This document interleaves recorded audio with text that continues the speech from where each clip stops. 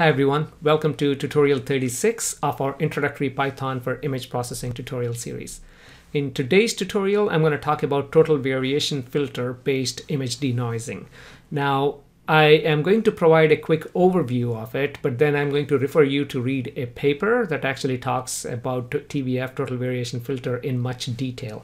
But quickly, it works on the premise that signals with excessive spurious detail, okay, they have high total variation, which means by reducing this total variation of the signal means it removes unwanted detail, okay, while preserving the important details as edges. I know I'm reading the text here, but I didn't want to put any equations because there are many equations to look at. But if you look at this original paper, okay, I'll leave the link in the description of this video, and look at this guy, Antoine Chambol. And when we import this library, the total variation in scikit-image.restoration, this is the exact exact algorithm we are going to import to perform our denoising. And if you look at this paper, I got it up here. It is quite a few pages over there, 88 pages of information, which I cannot do any justice by summarizing it in a 10-minute video. So go ahead and look at this and see if you can digest it. But if you're a biologist, if you don't care about the details of this but want to use it as a tool for denoising, I'm going to show you exactly how to do that right now.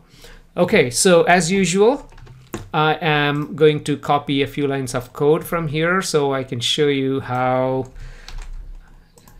it looks like line by line. Okay, again, this is the total variation. There are two other, I think, Chambol, I don't know how to say it, but this is one of two or three other total variations, but this worked very well, and this is quite relatively recent, I would say. So I didn't there is no reason to test the other ones, but go ahead and do it.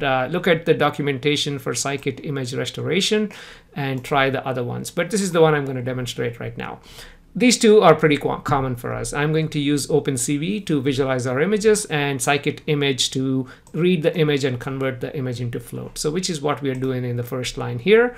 And I'm going to read the image in color because this, again, just like our non-local means, works on multi-channel images or color images. So first of all, let's go ahead and look at the histogram. So let's import the image and have a quick look at the histogram. Let's say from matplotlib import pyplot as plt. I thought I imported that, but let's go ahead and run this one more time. So now we should have a look at the histogram here, and again look at all the values that are going from 0 to 1. That's because, again, scikit image converts, we are actually converting our values into float, and if you use the scikit image as float, it normalizes all the values to between 0 and 1. Okay, so now the reason for looking at the histogram is how does it look after denoising? Okay, so how do we apply this total variation? Very simple, just a single line. In fact, let's copy the notes also so I can talk about this notes by not omitting anything here. So let's create a bit more room on the right hand side. So here, the denoise TV Chambol that we just imported, okay, that's being applied on our image, which is 3-channel image right now, a color image. And I'm applying a weight of 0.1 right now. And weight is, again, the greater the weight, the more denoising. And the documentation says it comes at an expense of the fidelity to input. In a way, the larger weights make your image look a bit more cartoonish. Okay, so weight of 0.1 for this example is fine. And number of EPS, I think it sounds like it's an error value, but it says it's the relevant difference of the value of cost function that determines the stop criterion. What that basically means is every time it's an iterative process here. It's not just a filter, even though I'm calling it a filter. It's an iterative process. After one iteration, it looks at some cost function. Again, if you don't know what that means is, let's think about a function that actually quantifies the error. Okay. And the next iteration, that function actually looks at the error, and then, okay, so it's smaller and smaller and smaller. How small of an error do we want to get to? That's exactly what this is. So I'll talk about cost functions when we get to the machine learning part, hopefully in about 30, 40 videos. But for now, just think of it as a function that we're trying to minimize as we are going through different iterations.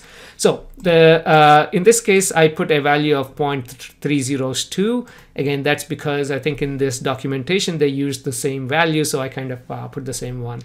Go ahead and experiment. If you actually do 0.02, then you're not waiting as long, so it's faster execution. This one is a bit slow. It takes a couple of minutes, so I will be pausing the video, but go ahead and try it out yourself. And number of maximum iterations, just like name suggests, how many iterations do you want to go through? Even though this error is not reached, go ahead and stop it if it is 200 iterations. And finally, multi-channel equals to true because we're working with a color image. So let's go ahead and plot the results after we are doing this calculation. Now, I'm using OpenCV to plot the results, and I'm not even converting our images into BGR to RGB, so the output, the nuclei may look in yellow color rather than blue, but I covered that topic in the previous tutorial, so I don't want to add any more lines to confuse this any further. So let's run this, and I'm going to pause the video until it's done. Oh, actually, I didn't even have to pause the video for too long. I paused and I had to unpause it right away. The result is right here. It's not as slow as I thought it would be. So as you can see, as we originally guessed, the nuclei are showing up in yellow color, and this red is showing up in blue. But don't ignore the colors, but look at the noise. On the left-hand side, you have this original image. Right-hand side, the cleaned image, and it's an amazing job and keeping the edges intact. So far, you at least saw 3 different approaches that preserves edges. One was bilateral, the other one non-local means filter, and this one total variation filter. I'm not sure which one works the best on your type of images, but these are the 3 tools that you have to test it out. I would stay away from Gaussian because it smooths the images a bit too much, and I'm not comfortable doing that. So this is our total variation. In the next tutorial, I'm going to talk about something called BM3D. Not sure if you heard of it before, but this is again something that preserves the edges, and it's in a way similar to non-local means because it looks at patches, but also a great tool for denoising. And then we'll probably switch to a different topic after denoising using BM3D. So thank you very much. Again, please keep practicing. That's the only way to get better. Thank you.